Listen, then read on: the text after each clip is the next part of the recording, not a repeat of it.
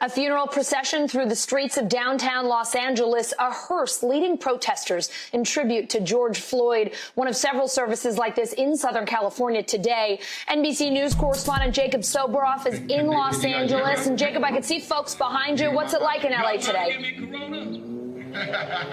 It's very peaceful, and in fact, this is an interfaith memorial service in honor of George Floyd. And Allison, I'll just give you a quick look at it. What's going on here right now is the same thing we've been seeing going on over the course of the last 2 weeks. People coming together with a specific call to action. In that case, in this case, I should say, it is to defund the police. And when you want to take that from theory to practice, as it were, where that is going to take place, if that is going to take place, is in this building right here, Los Angeles City Hall, where today there is a meeting of the Los Angeles City Council's Budget Committee.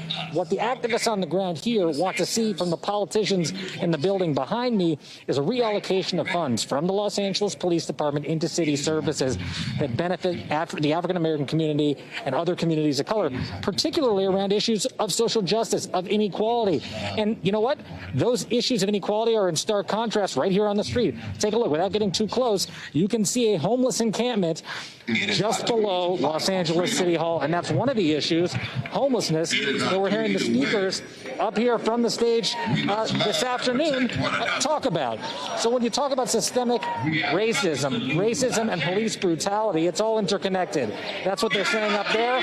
Now the question is, how are you going to get the work done? Take it from the streets into the halls of power, and that's what this movement is all about. You're seeing it happen in real time, Allison. Jacob, I know one thing that we spoke about quite a few times last week, the National Guard and the National Guard presence there in L.A. The National Guard is leaving after several days of demonstrations. Why now? Well, they've left. I mean, they've already left. There's some station nearby until June 10th. But the National Guard that you might have seen over the course of the last couple of days at any one of these buildings in the Civic Center are nowhere to be found. And the reason is, according to city leaders, the peaceful nature of the demonstrations. And when you talk about the peaceful nature of the demonstrations, look no further than where I'm standing right here, where members of different faiths from different parts of the city, from different demographics have all come together to call for change, and they're calling for it as peaceful as can be. Great to hear, great to see. Jacob Soboroff in Los Angeles. Thanks so much. Hey, NBC News viewers, thanks for checking out our YouTube channel. Subscribe by clicking on that button down here, and click on any of the videos over here to watch the latest interviews, show highlights, and digital exclusives. Thanks for watching.